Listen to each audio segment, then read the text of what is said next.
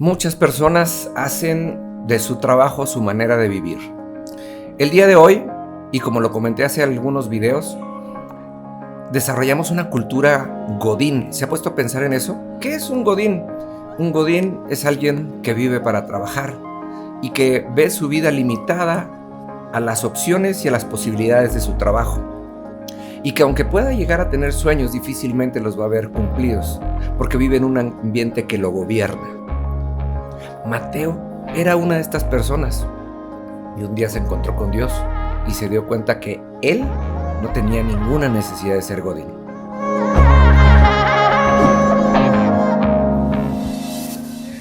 Amados, ¿cómo están? Muy buenos días. Pues sí, si nosotros quisiéramos ver o le quisiéramos poner un título, un apodo, a Mateo sería Godín. Y le voy a explicar por qué. Porque la verdad es que la vida de Mateo no fue una vida fácil.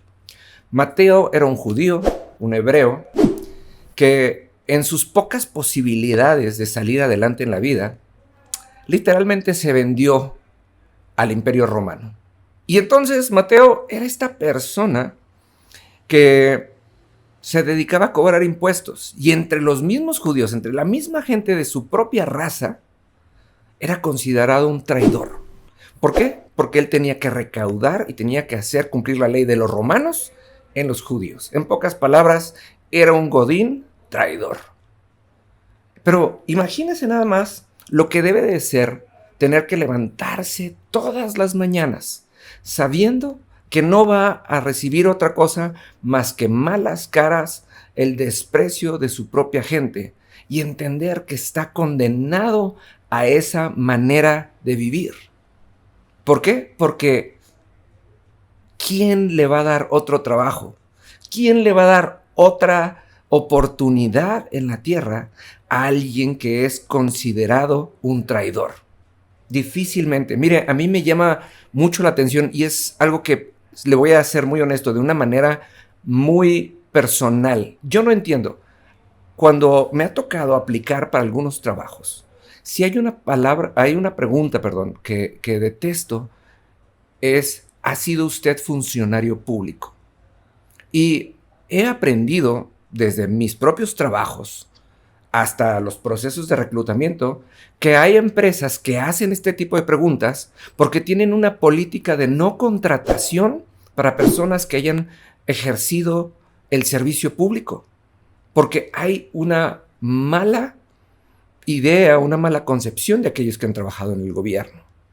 Y como le digo, me declaro un ignorante en entender el trasfondo de todo esto, pero se me hace muy injusto porque hay veces que, pues sí, o sea, muchas vacantes del gobierno y de empresas paraestatales, había puestos que simplemente se heredaban o que tenían más oportunidad de obtener un trabajo si tenían un pariente trabajando ahí, y le estoy hablando de hace algunas décadas. Pero cuando estas personas descubrían su verdadera razón de vivir o su visión, su pasión de lo que realmente querían hacer de su vida, se veían limitados porque habían sido servidores públicos.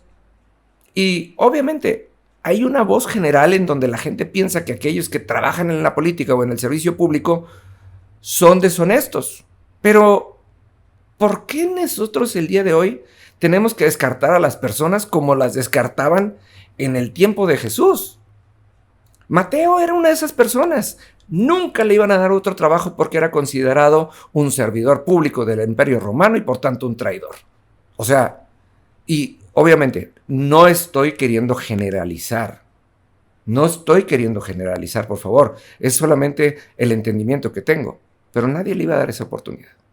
Pero ¿sabe qué? Así como dice en la primera carta de Samuel, Dios ve el corazón de las personas y no su exterior.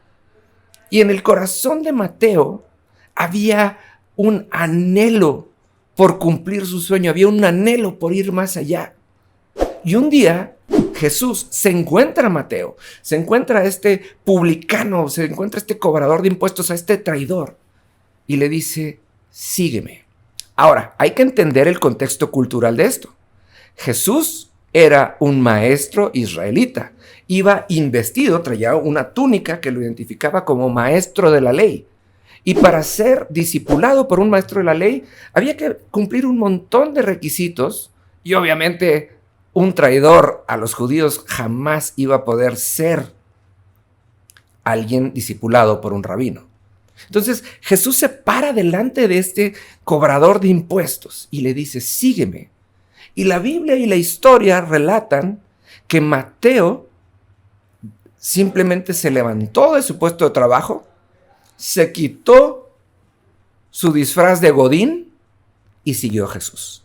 Ahora bien, este hombre fue transformado porque en el momento que Jesús lo llamó, todos sus sueños, todas sus esperanzas, todos sus anhelos revivieron. Jesús le dio una nueva oportunidad de vivir.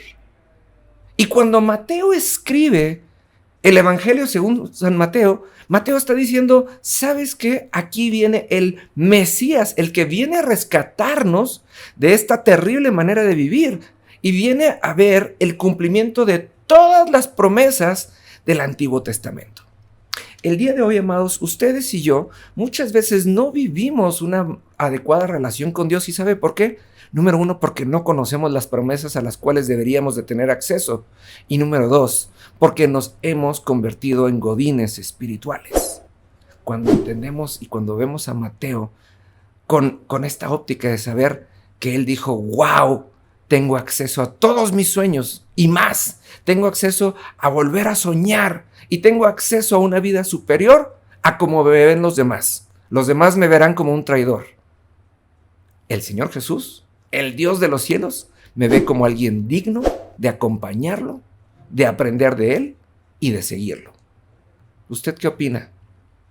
Le invito a que se dé una ojeada por el Evangelio de Mateo y véalo con esta óptica y platíqueme, por favor, cuál es su impresión ahora. Nos vemos mañana y le voy a platicar de Juan Marcos. Nos vemos.